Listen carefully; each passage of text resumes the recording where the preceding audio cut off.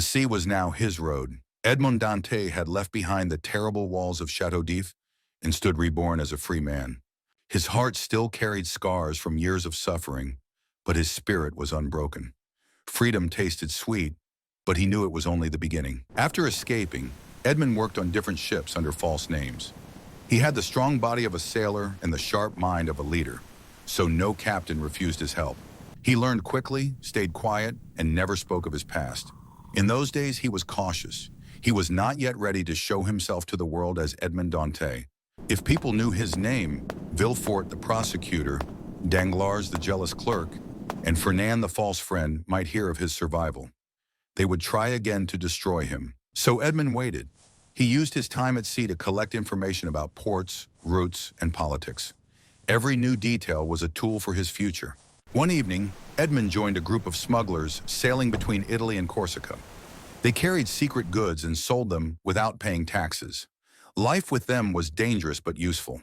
He gained experience, courage, and most importantly, freedom of movement.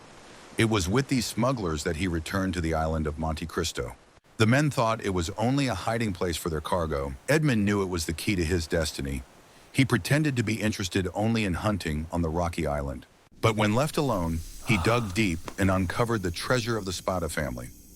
Edmond could hardly believe his eyes when he opened the chest full of gold and jewels. The treasure was greater than his wildest dreams. Suddenly, he was no longer a poor sailor or an escaped prisoner. With such wealth, he could buy ships, houses, clothes, titles, even respect. He could create a new life, powerful and untouchable. He remembered Abbé Faria's words, "This treasure is yours. Use it wisely." Edmond swore that day to become someone new. Edmond Dantès was the name of a victim. Now he would choose another name, one that no man could stain with lies. He whispered to himself, "I will be the Count of Monte Cristo." Before beginning his plans, Edmond felt the need to return to his old home in Marseille. He wanted to see with his own eyes what had happened during his years in prison. When he arrived, dressed as a simple sailor, he walked the streets of his youth, but nothing was the same. His father's small house was closed, empty, and silent. The neighbors told him the truth.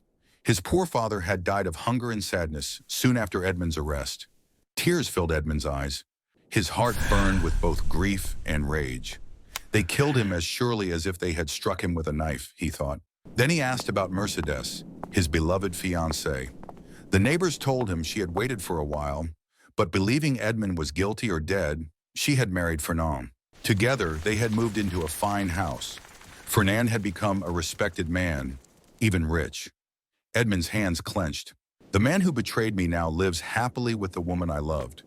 It was more painful than all his years in prison. Not everything was lost. Edmond visited the shipping company of Morel, the kind ship owner who had always trusted him. He learned that Morel had fallen into debt and was close to losing his business.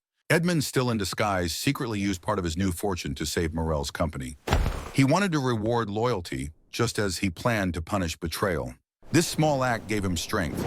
He knew now how he would live, as an invisible hand of justice. To prepare for the future, Edmond traveled widely. He visited Rome, Paris, and the great cities of the Mediterranean. With his treasure, he bought jewels, fine clothes, and even a yacht. He learned the manners of noblemen, studied languages, and moved among the wealthy without suspicion.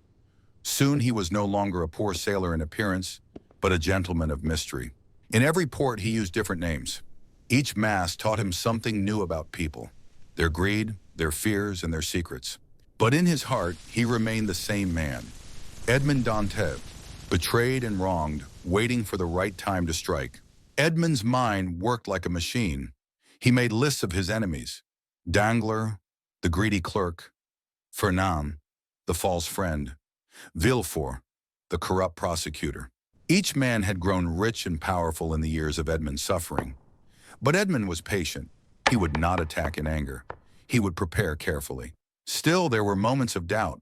At night, Edmond remembered the words of Abbé Faria, "Do not let hatred destroy you."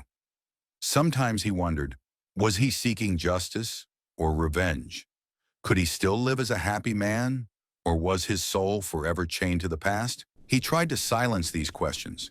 He told himself he was the instrument of justice, chosen to reward the good and punish the guilty. Finally, after years of preparation, Edmond was ready. He no longer looked like a sailor, but like a nobleman of ancient blood. To the world, he was now the Count of Monte Cristo. With this mask, he could move freely. He could meet his enemies face to face, and they would not recognize the poor sailor they had betrayed. The hunter was ready, and the prey did not even know danger was near.